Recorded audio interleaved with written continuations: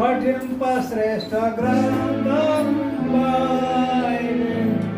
పఠింప శ్రేష్ఠ గ్రంథము బైబిల్ అనుదినం పఠించిన ప్రేమ తోడ నడుపును ఓ పఠింప శ్రేష్ఠ గ్రంథము Bible. The best book to read is the Bible.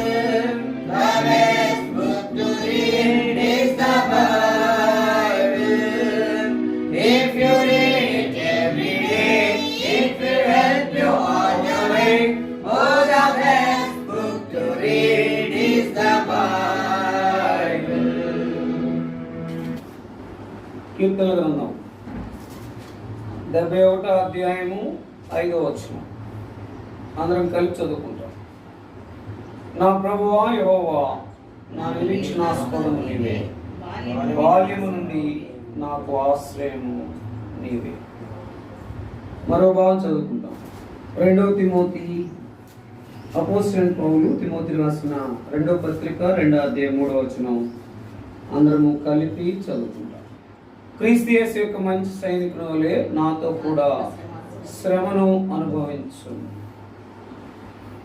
4-5 వచనాలు కూడా సైనికుడు ఎవడును యుద్ధమునకు పోవునప్పుడు తను దండులో చేర్చుకున్న వాడిని సంతోషపెట్టవలనని ఈ జీవన వ్యాపారంలో చిక్కుకొనడు. మరియు జట్టి అయిన వాడు పోరాడినప్పుడు నియమం ప్రకారం పోరాడుకుంటే వానికి కిరీటము దొరకదు. ప్రభు సహాయం కొరకే ప్రార్థన చేసుకుంటాం. చదవబడిన ఈ లేఖన భాగాలను దేవుడు మన కొరకాయ దీవెనకరంగా చేయనుగాక. ఒక మాట మనం చదువుకుంటూ వచ్చాం. కీర్తన గ్రంథం 71వ అధ్యాయం 5వ వచనం అందరం కలిపి చదువుకుంటాం. కీర్తన గ్రంథం 71వ అధ్యాయము 5వ వచనం ఆ మాట మనం చదువుకుంటే ఈ యొక్క బలవర్తమానం కొరకాయ 71:5 అందరం కలిసి నా ప్రభువా యెహోవా, నా నిరీక్షణాస్పదము నీవే, నా బాల్యము నుండి నా ఆశ్రయము నీవే. ఇక్కడ 2 మాటలు మీకు జ్ఞాపకం చేస్తున్నా. ఈ బలవర్తమానం కొరకాయ నా ప్రభువా యెహోవా అని వెంటనే నా నిరీక్షణాస్పదము నీవే. కాబట్టి ఆయన మన నిరీక్షణాస్పదముగా ఉన్నాడు. దాని తర్వాత బాల్యం నుండి నీకు నాకు ఆశ్రయముగా ఉన్నాడు. ఈ రోజు వరకు ఎందుకు నువ్వు ఆరాధిస్తున్నావు? ఎందుకు నువ్వు బలలో పాల్పొంపులు పొందుతున్నావు? ఎందుకు నువ్వు మందిరానికి వస్తా పోతా ఉన్నావంటే ఏంటి ఆన్సరు? ఆయన మన నిరీక్షణ ఆస్పదము, నా నిరీక్షణ. అందుకని యేసు ప్రభులో నీకు నాకు ఇచ్చినటువంటి హోప్ ఏంటి, నిరీక్షణ ఏంటి? మనం జ్ఞాపకం చేసుకుంటే ఆయన ఆరాధించే అనుభవంలోకి తెచ్చాడు. ఎందుకు ఆరాధిస్తున్నారు ఎవరైనా అడిగితే ఆయన నా కొరకు ఏం చేస్తాడు, వస్తాడు అంతే. దాని తర్వాత ఎందుకు మందిరానికి వస్తున్నావు, ఎందుకు పోతున్నావు, ఎందుకు ఇట్లా రంగమ్మ గారు కొత్తగా వస్తుంది ఏంటి మీరు, నేను ఎక్కడో చాలా మందిని చూశాను కానీ ఇది రావటమేంది పోవటమేంది రోజు ఉంటుందా అని అడుగుతూ వచ్చింది ఆమా. ఒక మాట అమ్మగారు ఏమడిగారంటే, మరి సువార్తకు అందరు పోతారు మీరేనా అంటే, సువార్తకు అందరు పోయేటటువంటి సందర్భం ఆమె చూసి ఉండదు నాకు తెలిసినంత వరకు. ఏమో ఎప్పుడన్నా చూసారు అందరు సువార్తకి వెళ్ళటం? సువార్తకి వెళ్ళటం ఎప్పుడన్నా చూసారు అందరు వెళ్ళటం? కాబట్టి ఆయన మనకు నిరీక్షణాస్పదం, మన ఆశ్రయం. ఇంతవరకు నిన్ను నన్ను జ్ఞాపకం చేసుకుంటా, ఎత్తుకుంటా, నడిపిస్తా, మరవకుండా ఉండి ఆయన జ్ఞాపకం చేసుకుంటే ఆయన కొరకు నువ్వు చేసింది ఏంటి అని. అందుకనే మంచి సైనికుని వలె మనం ఏం చేయాలంటే పోరాడాలి. తిమోతికి రాసిన అపోస్తలుడైన పౌలు తిమోతికి రాసిన 2వ పత్రిక 2వ అధ్యాయం 3వ వచనం చదవండి. క్రీస్తు యేసు యొక్క మంచి సైనికుని వలె నాతో కూడా శ్రమ అనుభవించుము. ఏంటంట? మంచి సైనికుడికి ఏముండాలంట? శ్రమ అనుభవించాలా. ఎవరితో కూడా? ఎవరు అంటున్నారు ఈ మాట? అపోస్తలుడైన పౌలు అంటున్నాడు. ఎవరితో అంటున్నాడు ఈ మాట? తిమోతి అంటున్నాడు. ఏమని అంటున్నాడు? నాతో కూడా శ్రమను అనుభవించమంటున్నాడు. నాతో కూడా శ్రమను అనుభవించమంటే ఇక సచ్చింది గొర్రె, ఇప్పటికే అయిపోతుంటే ఇంకా శ్రమ అనుభవించమంటావు. ఇంకేంటి నాయన, ఇంకేం చెల్లించాలా, ఇంకేం చేయాలా? నీవు నేను చేసేది ప్రభు కొరకు ఏం లేదు. ఒక ఆరాధన చేస్తే శ్రమ అనుకోబాక, వాళ్ళలో చేయి వేస్తే శ్రమ అనుకోబాక, లేకపోతే గబగబు గబగబు వచ్చేసి ఏదో కొంచెం పాలు పంపులు పొంది పరిచర్య చేస్తే శ్రమను అనుకోబాక. ఆయన వచ్చేంత వరకు నిరీక్షణాస్పదంగా నిలిచి ఆయన కొరకే మనం సువార్త చేసేది. సువార్త చేసేదాని కొరకు కొంత శ్రమను అనుభవించాలా. అక్కడే మనం చదవండి ఒక మాట, నాతో కూడా మంచి సైనికుని వలె. చదవండి మాట, ఎంతో ప్రాముఖ్యమైన మాట, స్పష్టంగా చదవడా. క్రీస్తు యేసు యొక్క మంచి సైనికుని వలె. క్రీస్తు యేసు యొక్క మంచి సైనికుని వలె నాతో కూడా మంచి సైనికుని వలె. అంటే మంచి సైనికులు ఉండవలసిన లక్షణం ఏంటంటే, మంచి సైనికుడు పేరు రావాలంటే ఇప్పుడు ఏముండాలా? శ్రమ ఉండాలా. మంచి సైనికుడు, ఆ మంచి పేరు ఎక్కడుంది? దేనికంటే పేరు మంచి పేరంట? సుగంధ తైలముల కంటే మంచి పేరును ఎక్కడుందన్నమాట? సామెతల గ్రంథం, ప్రసంగి గ్రంథం 7వ అధ్యాయం 1వ వచనం చదవండి. సామెతల గ్రంథం ప్రసంగి గ్రంథం 7వ. ఆ పేరు మేలు, ఒక జన్మదినము కంటే మరణదినము మేలు, సుగంధ తైలము కంటే మంచి పేరు మేలు. కాబట్టి మంచి సైనికుల్లో ఉండవలసింది ఏంటంటే శ్రమ. శ్రమ పట్టడం అంటే ఏంటి అంటే, ప్రభు కొరకు అనేకమైన నిందలు, లేకపోతే అనేకమైనటువంటి శ్రమలు, ఇరుకులు, ఇబ్బందులు, శోధనలు. అంతేగాని ఆ సిలువలో ఆయన వేలాడుతుంటే ఆయన చూసి సిలువేసుకుని శ్రమ పట్టడం కాదు. ఆ శ్రమ ఏంటంటే, ప్రతిరోజు ఆయన ఒక్కసారి సిలువేయబడ్డాడు, కానీ మనం మాత్రం సిలువేసి సిలువును పెట్టి రోజు సిలువే. ఉపయోగం ఏముంది? రోజు ఉపవాసమే, కానీ జీవితం మాత్రం మారడం లేదు. ఉపయోగం ఏముంది? ఆయన రోజు ఏడిపించడమే 40 దినాలు.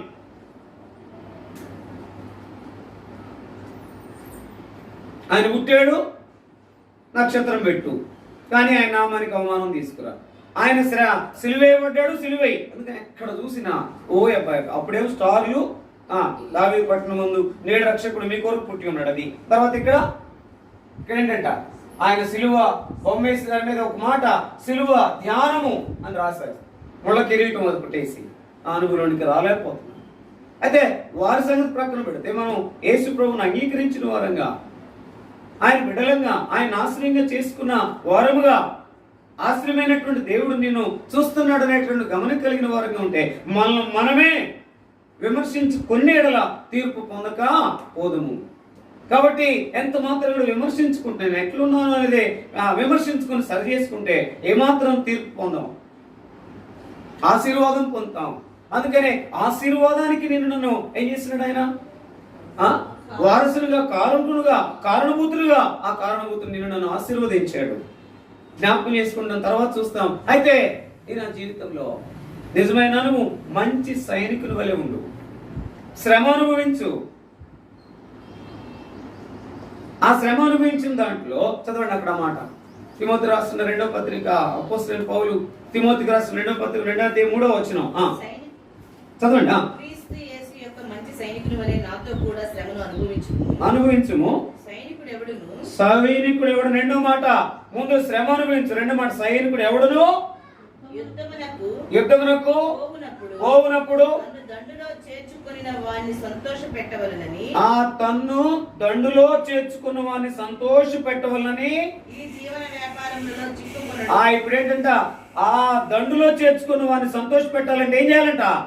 ఎంత మాత్రం కూడా ఈ జీవన వ్యాపారంలో చిక్కు కొనకూడదు. అప్పుడే నువ్వు సంతోష పెట్టగలవు. చిక్కు కొనవంటే అంటే సంతోషానికి ఆపోజిట్ ఏంటి? దుఃఖము. ఆయన దుఃఖ పెట్టినట్టే. మంచి సైనికుడుగా చేయబడ్డావు, మంచి సైనికుడు అనే అనుభవం శ్రమలో ఉండు. కొంచెం దానికి మనం తట్టుకోలేము. నన్ను ఎప్పుడు పొగడాలా, కదిలితే, దుమ్మితే, దగ్గితే మనకు లోకంలో అన్నీ గుర్తుకొస్తాయి. కానీ దేవుడు మాత్రం గుర్తురాడు. శ్రమలో మాత్రం అప్పుడు బాగా గుర్తుకొస్తాడు. అయ్యా అయ్యా అయ్యా, నువ్వు తప్ప వేరే దిక్కు లేరయ్యా. ఇక ఆ దీనానికి, ఆ స్వరానికి, ఆ ఏడుపుకి ఇక అంతుండదు పొంతుండదు అన్నట్టుగా. తర్వాత ఒకవేళ ఏదన్నా దేవుడు జ్ఞాపకం చేసుకుంటే, నువ్వేనా ఇచ్చింది, నువ్వేనా చేసింది.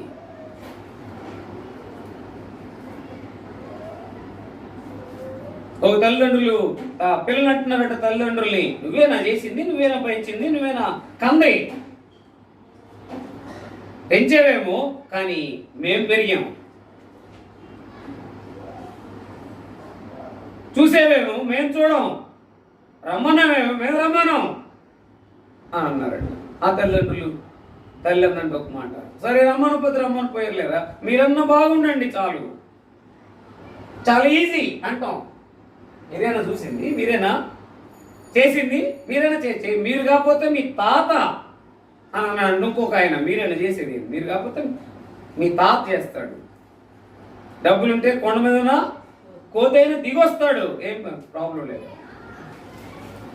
అందుకని నేను పర్యాలు మన జీవితంలో జ్ఞాపకం చేసుకుంటే ఇది కాదు, ఆయన కొరకే కొంత క్రైమ్ చెల్లించాలి. క్రైమ్ అంటే ఆ సెలవులోనే ఆయన చెల్లించిన క్రైమ్. అసలు ఈ మాట అది నేను చదువుతూ వచ్చా, కానీ పాట కనపడుతుంది, కనపడుతూ వచ్చింది ఏంటంట, నీ కృప ద్వారా.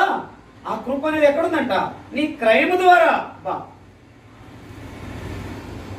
ఆ క్రైమ్ లేకుండా కృప అనే పదంలోనికి మనం వచ్చేవారు కాదంట.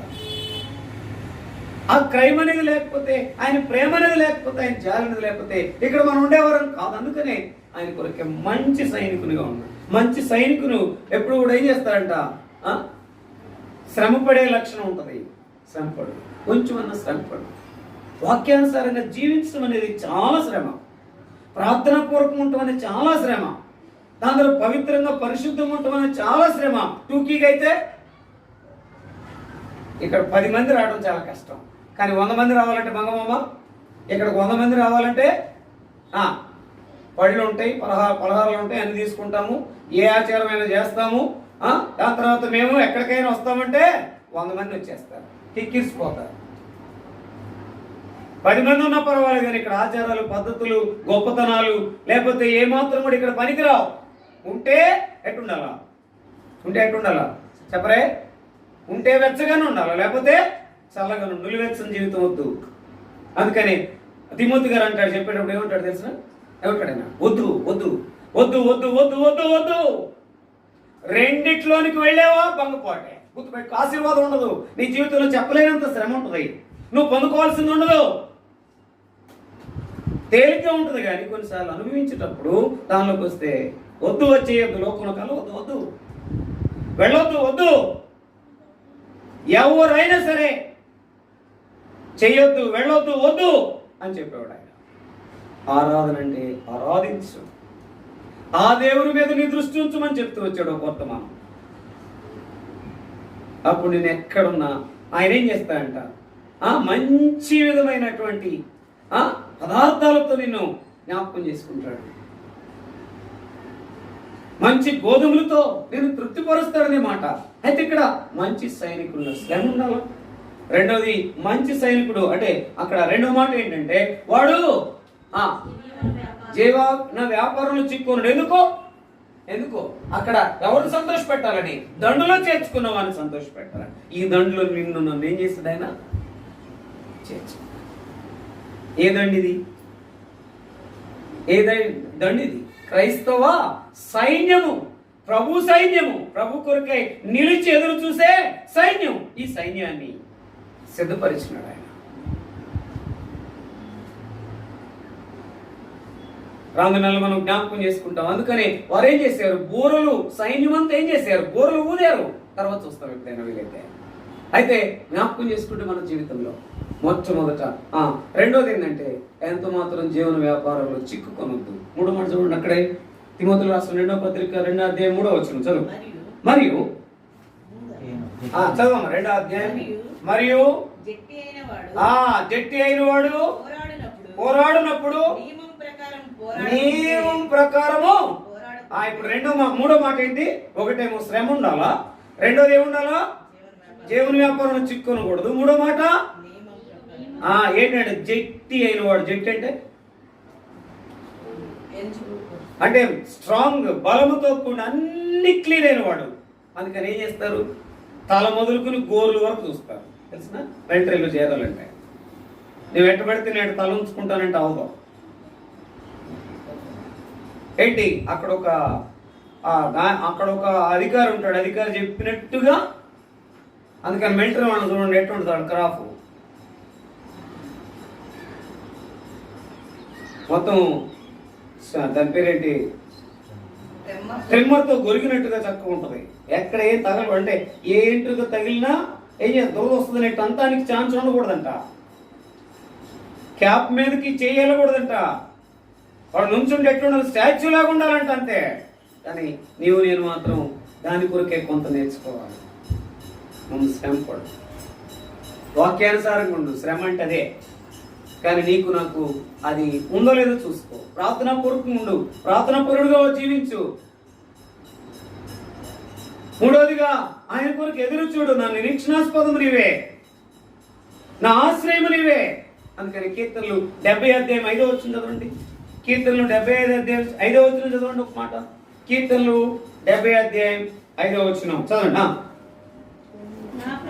నా ప్రభువా చదువుమా. నేను శ్రమల పాలై దీనుడనైతిని, దేవా నన్ను రక్షించుటకు త్వరపడి రమ్ము. నాకు సహాయము నీవే, నా రక్షణకర్తవు నీవే. యెహోవా ఆలస్యము చేయకుమి. అంటే నువ్వు ఆయన కొరకు శ్రమ పడితే, నువ్వు ఆయన కొరకై జీవన వ్యాపారంలో ఈ యొక్క జీవన వ్యాపారంలో చిక్కుకొనకపోతే, దాని తర్వాత నిజంగా జట్టు అయిన వాడు ఏం చేస్తాడంట? నియమం అనేది ఉంటే నువ్వేం చేస్తావు? నాకు సహాయం కొరకు ఏం చేయొచ్చు? ఇప్పుడు ఆయన్ని ఏం చేయొచ్చు? రమ్ము అని పిలవచ్చు. లేకపోతే నువ్వు ఎక్కడున్నా నిరుత్రుడు అట్లే భయాందోళనతో సింగమమ్మ నిద్రపోవద్దు.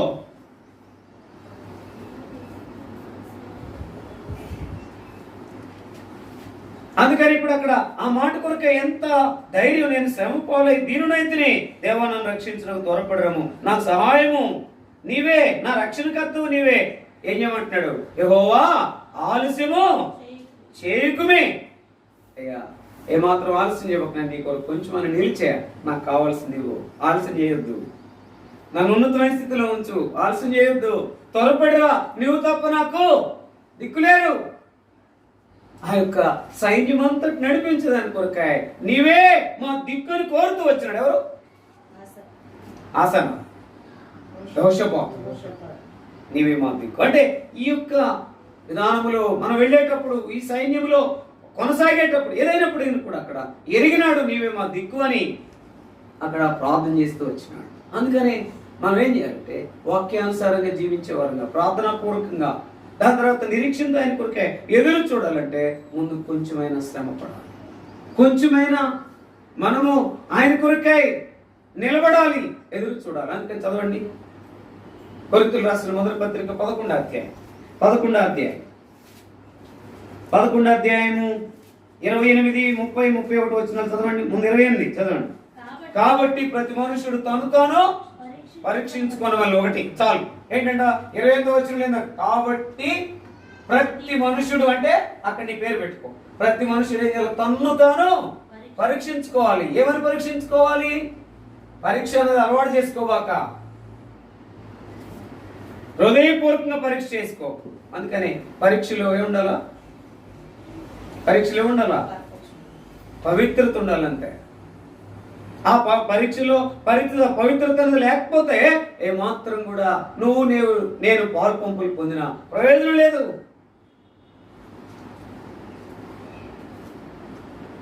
పరిశుద్ధత, పవిత్రత, దాని తర్వాత మనము నియమం ప్రకారం అనేది మనం పోరాడినప్పుడు, నియమం ప్రకారం, నియమము అనేది ఉంటే కొంత పరీక్షతో కూడిందే, ఎట్లా పడితే అట్లా ఉండదు. అందుకని పరీక్షించుకో. కాబట్టి ప్రతి మనుషుడు తను తాను పరీక్షించుకోవలను. తర్వాత చదవండి. అలాగు చేసి ఆ రొట్టెను తిని, అలాగు చేయి, ఆ రొట్టెను తిను. అట్లా చేయకుండా రొట్టెలోనికి వెళ్ళబాక. మనం చేయెత్తేది, పాలు పంపులు పొందేది, మళ్ళీ కథమవ్వలేదు అన్నట్టుగా ఉండొద్దు. తర్వాత ఏముంది? ఆ పాత్రలను త్రాగాలి. తర్వాత చదువు. తర్వాత ప్రభు శరీరముని వివేచింపక తిను త్రాగువాడు. వివేచన అనేది లేకపోతే అనవసరం ఎంత పాలు పంపులు పొందినా వివేచించుకో. తర్వాత ఇందువల్లనే ఇప్పుడు ఎందుకు బలహీనం అయిపోతున్నావు అంటే అక్కడ పరీక్ష లేదు, ఇక్కడ వివేకం లేదు, వివేచించుకునే అనుభవం లేదు. అందుకే మళ్ళా అందరూ మీలో అనేకులు ఏమవుతున్నారు? ఏమవుతున్నారు? ఎవరు? నేనే. అనేకులు కాదు, ముందు నేనే. అక్కడ పేరు పెట్టుకో, నీ నా పేరు. రోగులను నిద్రించేటటువంటి జాగ్రత్తలు చదవండి. తర్వాత చదవమ్మా. బలహీనులను రోగులై ఉన్నారు, చాలా మంది నిద్రించున్నారు. అయితే మనమే అక్కడ కాబట్టి ఉంది, ఇక్కడ అయితే ఉంది. కాబట్టి ప్రతి మనుషుడు పరీక్షించుకోవాలా. అయితే మనమే తీర్పు పొందకపో. అయితే ఈ అయితే అన్నది తేలిక తీసుకోవాక, ఎంతో విలువగా తీసుకో, పరీక్షగా తీసుకో, సవాలుగా తీసుకో. అయితే మనమే ఏం చేయాలంట? విమర్శించుకొని ఎడలా తీర్పు పొందకపో. ఈ అయితే అన్న తేలిక తీసుకుని ఏముందిలే ఎట్టుంటే మనం ఉండటం అనేది చాలా కష్టం. అందుకని ఒక చిన్న సంభాషణ పెట్టామనుకోండి, మీరు ఏంటో అసలు కొంత మాట్లాడుకోండి అంటే ఇట్లయితే వీలు పడుద్దంటారా? ఎట్లయితే ఎవరైనా వస్తారంటారా? లేకపోతే మనం ఎట్లాగే ఉందామని అనుకుంటారా? చెప్పండి. శ్రమ, దాని తర్వాత ఏముండాలా? ఈ జీవన వ్యాపారం చిక్కోవద్దు. దాని తర్వాత నియమం అనేది గుర్తుపెట్టుకో. అది ఉంటేనే నేను ముందుకు వెళ్ళగలం. ఆ రీతిగా ఉండి మనం సరైనటువంటి ప్రతి మనుషుడు ఏం చేయాలంటే, కాబట్టి ప్రతి మనుషుడు ఏం చేయాలా? తాను పరీక్షించుకొని వాళ్ళు పరీక్షించుకో. ఇది అలవాటు యాంత్రికంగా ఉండొద్దు నేను. రెండోదిగా ఏంటంట, అలా కనుక లేకపోతే వివేచింపకని అనుభవానికి రాకపోతే బలహీనత, రోగము, నిద్ర అనే స్థానంలో నిలిచిపోతాం. దీంట్లో ఉండాలి. అందుకని వాక్యానుసారమైన జీవితం, ప్రార్థనా జీవితం, పవిత్రమైన జీవితం కలిగి ఉండు. పరిశుద్ధము. అందుకని పరిశుద్ధ గ్రంథాన్ని చేతబట్టుకోవడం తేలికే. ఆ పరిశుద్ధ గ్రంథంలో ఉన్న వాక్యానుసారం కలిగిన వారుగా మనం ఏం చేయాలా? వాక్యాలను కలిగి పరిశుద్ధంగా జీవించాలి. మరియు శాంక్టిటీ అని అడిగాడంట మార్టిన్ గారు. ఎవరు వర్తమానం చెప్పడానికి ఇక్కడ నిలబెడితే are you sanctity in this position అంటే ఆయన చాలా ఉన్నతమైన ఉద్యోగులు ఉన్నాడు, సూట్ వేసుకున్నాడు, బూట్ వేసుకున్నాడు. Are you sanctity? ఆయన అప్పుడు గుర్తుకొచ్చింది. అప్పుడు భార్యను తన్ని వచ్చాడట వర్తమానం చెప్పడానికి. విన్నారా? భార్య తన్ని వచ్చాడు. ఈయన తెలిసింది కావాలా మరి ఆర్ శాంక్టిటీ అన్నాడు. అనేటప్పటికి అన్నా నేనేం చేయలేదు, ఆమె చేసింది అన్నాడట. అంటే హృదయం నిండిన దాన్ని బట్టి నోరు మాట్లాడుతుంది. ఆయన అసలు ఆయనకేం తెలియదు. ఆయన మామూలుగా జనరల్గా ఎందుకు ప్రేరేపించబడి ఆర్ శాంక్టిటీ అన్నాడు. అన్నా ఆయనకేం తెలిసింది కావాలి మరి ఎట్లా ఏంటి గవక్కనట్టు జీవితాడేమో. అందుకని మీరు అనుకుంటారు ఏదైనా తెలిసిందంటే ఆయన ఖచ్చితంగా ఓపెన్గానే అడుగుతాడు. ఈయంత ఇది ఒకటి అంట ఓపెన్గానే అడుగుతాడు. ఎట్లా అని అనుకుంటారు. అని చెప్తే అన్న నేనేమనలేదు, ఆమె అంది. ఆమె అప్పుడు అన్నాడు. ఆమె అంటే ఆమె చూస్తే ఆమె రాలేదంట. ఏది నువ్వు వర్తమానం చెబుతున్నావు, నీ భార్య ఏది? రాలేదంట. ఆయన ఇమ్మీడియట్గా అట్లయితే నువ్వు కూర్చో కొంతసేపు, తర్వాత చూద్దామని భార్య దగ్గరికి కారులో పంపించాడంట. పెద్ద అపార్ట్మెంట్ వాళ్ళది. వెళ్తే అంత మురికి బట్టలు వేసుకుని ఏడుస్తూ ఉందంట. ఏం లేదు, కప్పు కాఫీ ఇవ్వలేదని. ఆ కప్పు కాఫీ ఇవ్వలేదనే మాట గుర్తుకొస్తే నాకు కూడా జ్ఞాపకం. కప్పు కాఫీ ఇవ్వకపోతే కొన్నిసార్లు విరుచుపడిన సందర్భాలు లేకపోలేదు. మిమ్మల్ని అంటవే కదా, నన్ను కూడా విమర్శించకుండా చాలాసార్లు చెప్పడం కాదు, నాలో ఉన్న బలహీనత కూడా చెప్పుకుంటా. నేను పిచ్చోడా చెప్పడం కాదు, నువ్వు కూడా చూసుకో, చెప్పడం తేలికే. అప్పుడు భార్యని సిద్ధపడి రమ్మంటాము, విధేయురాలు వచ్చిందంట. అప్పుడు అన్నాడంట, నువ్వు ఎప్పుడు కూడా ఇంక వర్తమానం తీసుకో. నీ సూటికి విలువ లేదు, నీ ఉద్యోగానికి విలువ లేదు, నీ భక్తికి విలువ. అప్పటికి 38 సంవత్సరాలంటే వాక్యం చెబుతా ఆయన. ఎవరికి లావు నువ్వు వాక్యం చెప్తుంటే, ఎవరికి లావు నువ్వు ఉద్యోగం చేస్తే, ఎవరికి లావు నువ్వు పెద్ద ఉన్నతంగా ఉంటే? నథింగ్. దేవుళ్ళు మాత్రం అంతా కొట్టిదే. అప్పుడు పశ్చాత్తాపడి ఏడ్చాడంట.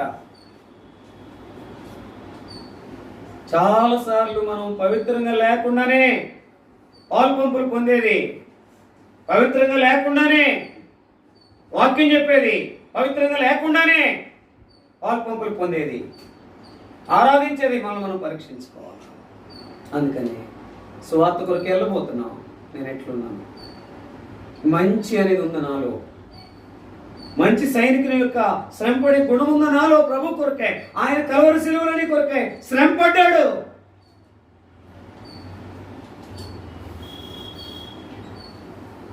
పరీక్షించుకుని, వివేచించుకుని, మనం విమర్శించుకుని నిలిచి నిజమైన అనుభవం పాలు పంపులు పొందడానికి మనం పరీక్షించుకోవాలి.